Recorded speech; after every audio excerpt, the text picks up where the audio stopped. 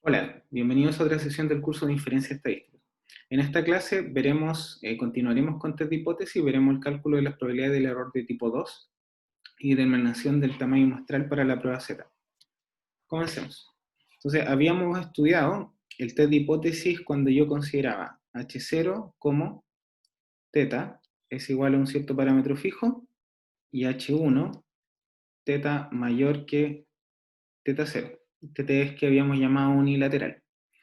En este caso, la probabilidad de error tipo 1 se calculaba como la probabilidad, para este te habíamos dicho que la región de rechazo era mi estadístico, un estimador de θ mayor que un cierto k. Y habíamos dicho que alfa es la probabilidad de error de tipo 1, que en el fondo es la probabilidad de rechazar H0, siendo que H0 era cierto.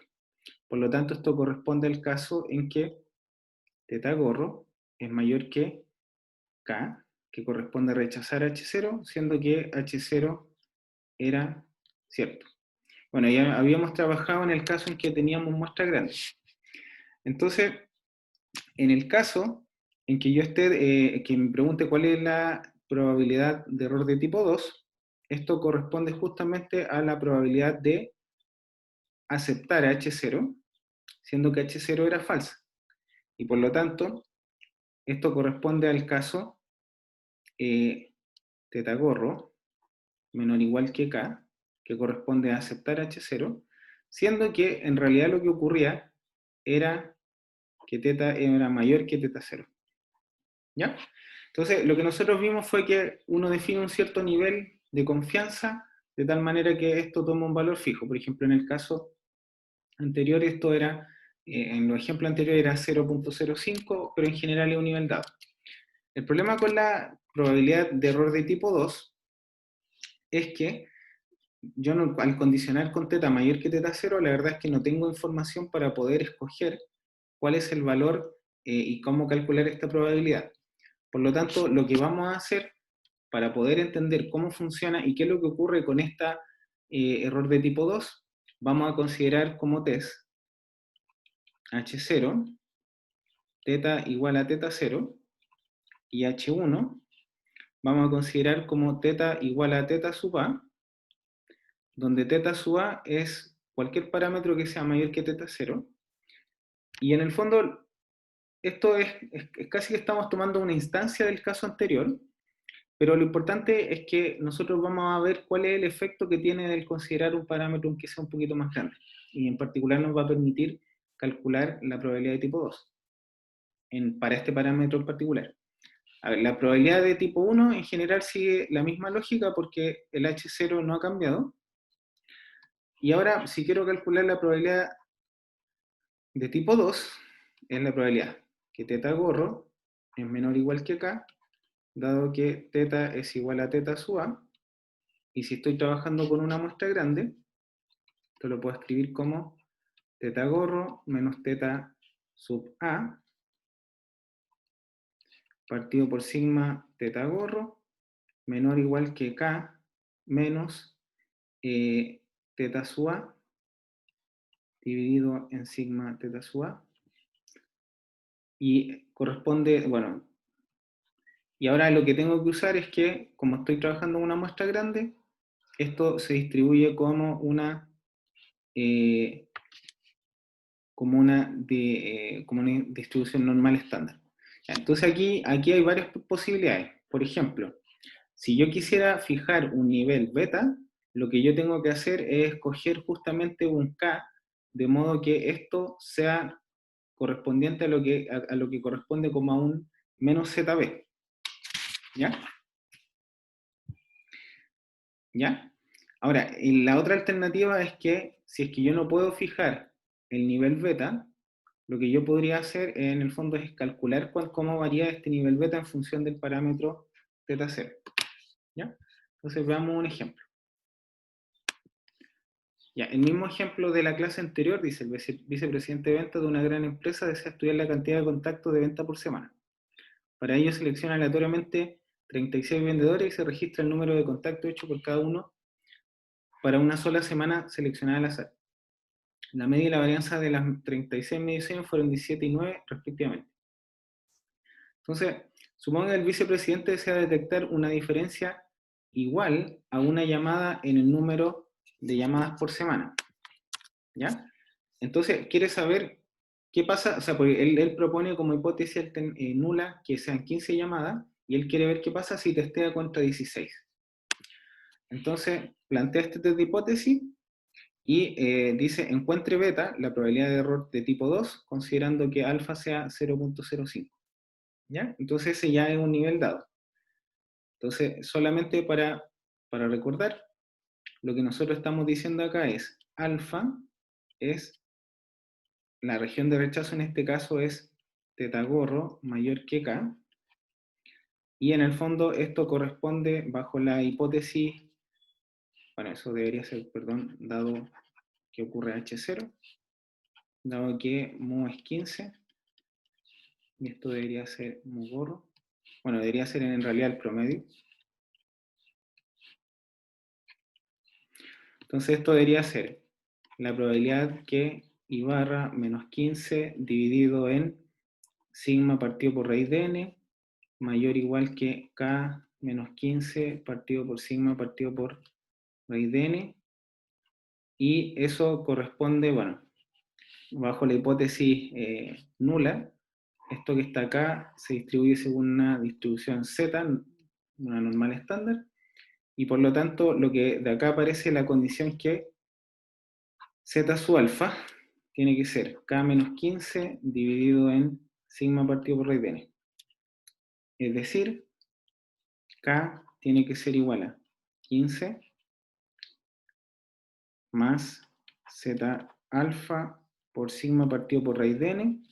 Y como estamos trabajando con alfa igual a 0.05, en ese caso el nivel corresponde a 1.645, corresponde a 15 más 1.645 por sigma, que lo habíamos aproximado por 3, dividido en raíz de 36, y eso da aproximadamente 15.8225. 15.8225. Es decir, en este caso, la región de rechazo corresponde a que I barra sea mayor que 15.8225. ¿Ya?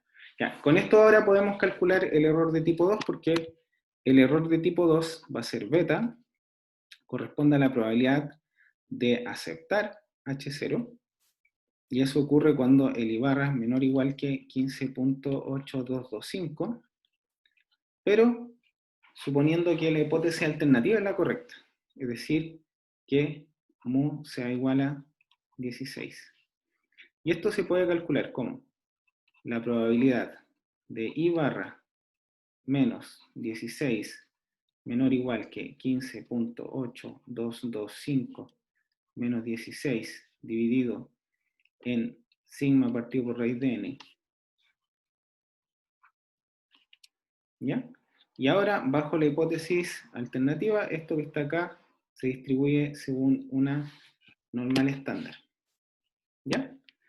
Ya. Y esto que está acá se puede escribir como la probabilidad que z sea menor o igual que 15.8225 menos 16 dividido en 3 dividido en raíz de 36, y en el fondo lo que estoy pidiendo acá es que esto sea la probabilidad que z sea menor o igual que menos 0.36, y eso que está ahí corresponde a 0.3594. ¿Ya? Entonces, si nosotros miramos en este test, donde nosotros estábamos contrastando que la cantidad promedio de llamadas era 15 versus 16, fíjense que este test es distinto de pedir que teta sea mayor que 15, porque con una hipótesis alternativa mayor que 15, porque en ese caso puedo detectar cualquiera, pero acá me dice que con un 35%, o si quieren 36% de las veces, yo cometo el error de tipo 2. Es decir, con alta probabilidad, o con una probabilidad bastante grande, quizá, mejor decir, yo no soy capaz de distinguir que la media sea 15 o la media sea 16.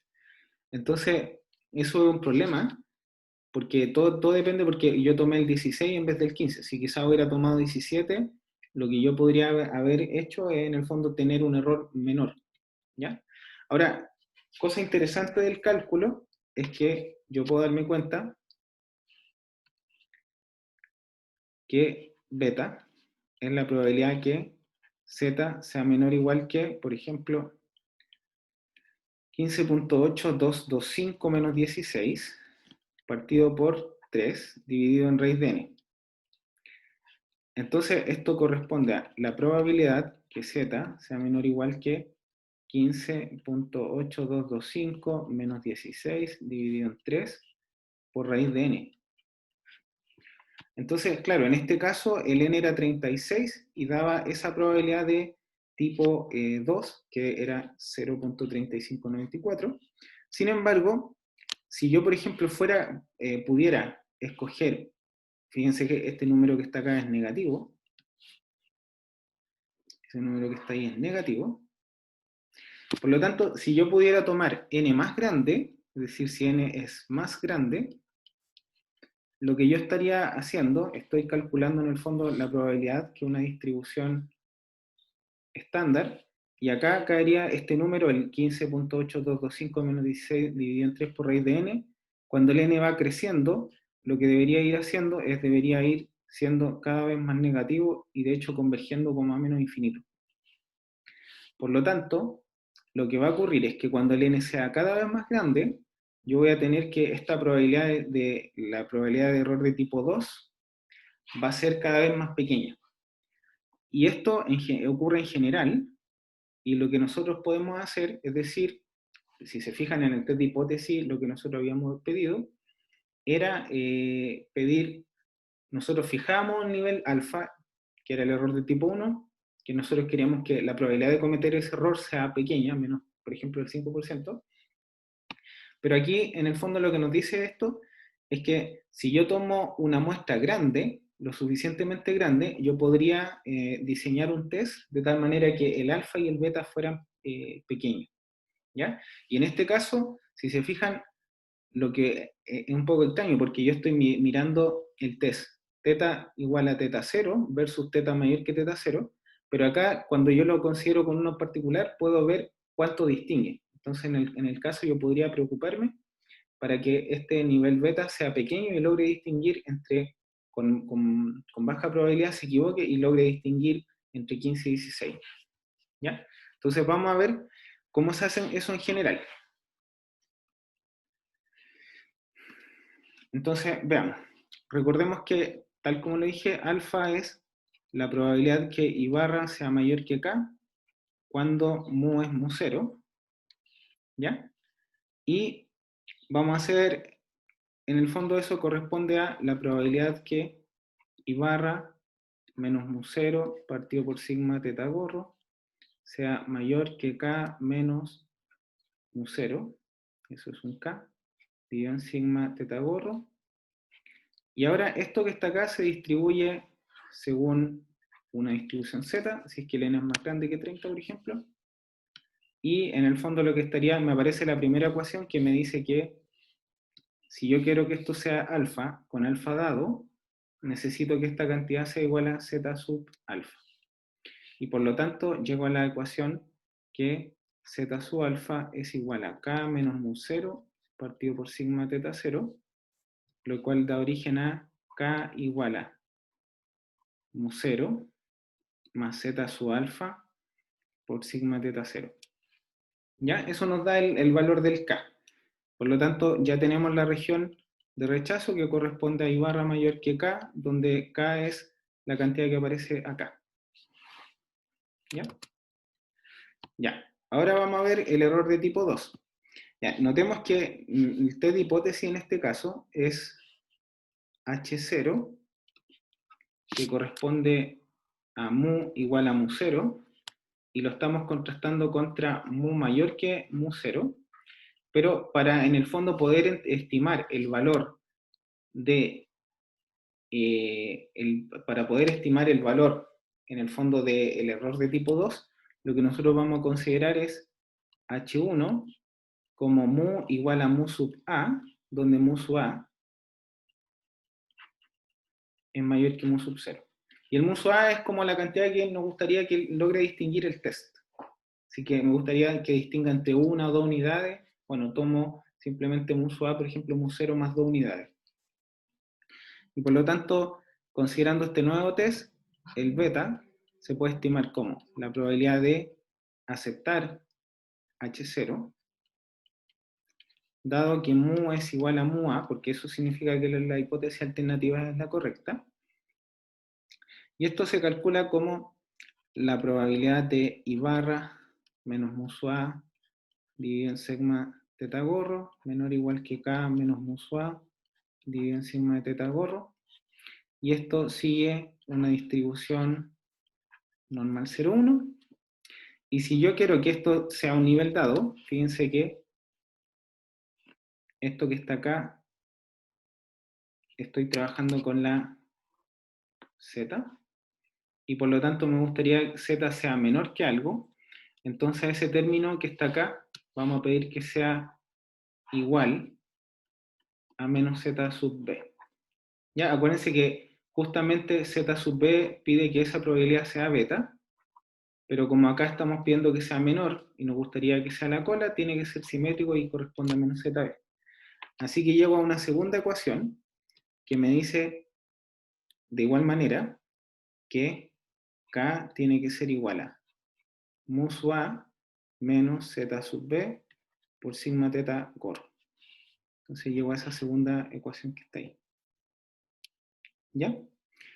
Y ahora, igualando los K, ¿qué es lo que voy a llegar? A que necesariamente mu 0 más Z sub alfa sigma teta gorro tiene que ser igual a mu sub A menos Z sub B sigma teta gorro.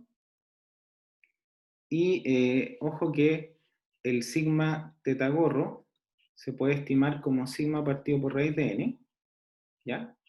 Y por lo tanto llego a que mu 0 más z sub alfa sigma partido por raíz de n es igual a mu sub a menos z sub b sigma partido por raíz de n, de donde z sub alfa más z sub beta por sigma partido por raíz de n es igual a mu sub a menos mu sub 0, y por lo tanto llego a que n tiene que ser z sub alfa más z sub beta al cuadrado dividido en mu sub a menos mu sub b al cuadrado y por sigma al cuadrado. Entonces, este numerito que nosotros estamos considerando es el n. Piensen que el alfa, en este caso, yo estoy tratando de fijar alfa y beta. Lo que me gustaría es que el error de tipo 1 y el error de tipo 2 no sea grande, es decir, que sea pequeñito. Y en el fondo yo consideré un test auxiliar, que es decir, considero acá mu con hipótesis alternativa mu igual a mu sub a, que en el fondo nos dice cuánto me gustaría a mí distinguir. Y en el fondo, si yo quiero que el alfa y el beta sean pequeños, necesito que el n cumpla esta relación que está acá. Es decir, a medida que, por ejemplo, el mu sub a se va pareciendo a mu sub b, este n va creciendo infinito. ¿Ya? A medida que yo pido, fíjense que el z sub alfa, cuando el alfa es cada vez más pequeño, eso significa que el z alfa tiene que ser cada vez más grande. Y lo mismo pasa con el zb. Si yo quiero que el zb sea pequeño, lo que va a ocurrir con el n es que el zb va a ser más grande. Entonces, a ver, si quieren, para hacer un resumen, lo que nosotros tenemos es que si el alfa decrece, lo que debería ocurrir es que el z alfa debería crecer. Si el beta decrece, entonces el z sub beta también debería crecer. Si el mu sub a empieza a converger a mu sub b, entonces en ese caso el n también debería crecer. Bueno, en cualquiera de estos casos, lo que debería uno obtener es que el n debería ser más grande. Es decir, si yo quiero tener una confiabilidad, un error de tipo 1, cada vez más pequeño, necesito tener un test más grande. Si yo quiero tener un error de tipo 2 más pequeño, también necesito un n más grande. Si es que yo quiero lograr distinguir con valores mu sub a cercanos a mu sub b, también necesito un n cada vez más grande. ¿Ya? Entonces esto nos da, al menos nos explica cómo funciona el error de tipo 2. Y de hecho lo que nos muestra esto es que a medida que el error a medida que por ejemplo yo considero el mu sub a cada vez más grande, mayor por ejemplo al mu 0, lo que debería estar pasando con el error de tipo 2 es que debería ser más pequeño. En cambio, si es que el mu sub a es cada vez más pequeño, debería ser el error de tipo 2 más grande, porque ahí al test le cuesta distinguir. ¿Ya? Ya. Así que en el fondo lo que nos dice esto es que si es que yo estoy diseñando un test, lo que yo puedo hacer es diseñar el test, encontrar el n, de tal manera que el alfa y el beta sea pequeño. Eso no siempre es el caso, porque en general lo que uno logra controlar es el alfa, y la cantidad de n está fija dependiendo de la información que yo tenga. Y por lo tanto, el alfa va a quedar pequeño, digamos a nivel de confiabilidad, pero el beta podría ser algo que esté variando sin que yo tenga un control sobre él. ¿Ya? Ya. Veamos un ejemplo. Entonces dice, el mismo ejemplo, vamos a contrastar esto que está acá, y bueno, el mismo ejercicio, el vicepresidente de ventas de una gran empresa desea estudiar la cantidad de contactos, pero ello selecciona, vamos a pensar que lo estamos diseñando, y por lo tanto vamos a seleccionar n, no vamos a saber cuántos son, y se registra el número. Supongamos que las mediciones son las mismas, es decir, sigo obteniendo 17 y 9, por un tema teórico. Y vamos a testear H0 muy igual 15 y H1 muy igual 16. Y en el fondo lo que nos gustaría decir es encontrar el tamaño muestral que asegure que alfa y beta sean menores o iguales que 0,05. No van a ser exactamente igual a 5 por un tema de que el número que buscamos es un natural, pero al menos vamos a encontrar una cota de decir, para n más grande que esto, el alfa y el beta están sobre el nivel que nosotros dimos. Entonces, bueno, lo primero en notar que si el alfa y el beta valen 0,05, entonces z sub alfa es igual a z sub beta, y eso corresponde a 1.645. Eso se calcula a partir de una tabla. Y ahora el tamaño muestral se calcula como z sub alfa más z sub beta al cuadrado, sigma al cuadrado, partido por mu sub a menos mu sub 0 al cuadrado. Y eso corresponde a 1.645 más 1.645 al cuadrado por 3 al cuadrado, que bueno, ahí nos dicen que sigma al cuadrado se puede considerar como 9, dividido en 1, o 16 menos 15. Ya, y eso es aproximadamente 97.4. Ya, así que en el fondo eso no es el entero que nosotros necesitamos, pero lo que nosotros tenemos es que luego, si n es mayor o igual que 98, entonces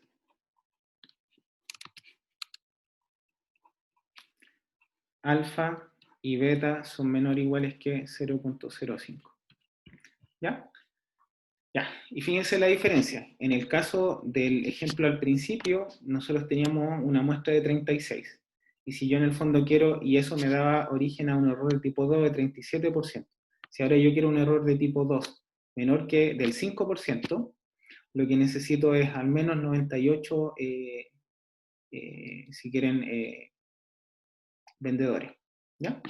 Ya, así que esto nos entrega una moraleja, que es lo que está acá. Nos dice que justamente el n, para este tipo de test, estoy pensando en n mayor que 30 por supuesto, para muestra grande, en general n se comporta de la siguiente manera. es z sub alfa más z sub b al cuadrado por sigma al cuadrado partido por mu sub a menos mu sub b. Entonces, si yo hago crecer la confiabilidad, el n tiene que ser más grande. Si yo hago crecer el error, o sea, si hago decrecer el error de tipo 2, también necesariamente el n tiene que ser más grande. Si es que yo quiero distinguir un número mu sub a, necesito también que el n sea cada vez más grande. Y ahí uno ve la relación. También se puede leer de manera al contrario, o sea, si es que el n es más pequeño, es probable que el error de tipo 2 sea mayor. ¿Ya? Bueno, eso fue todo por esta clase. Muchas gracias.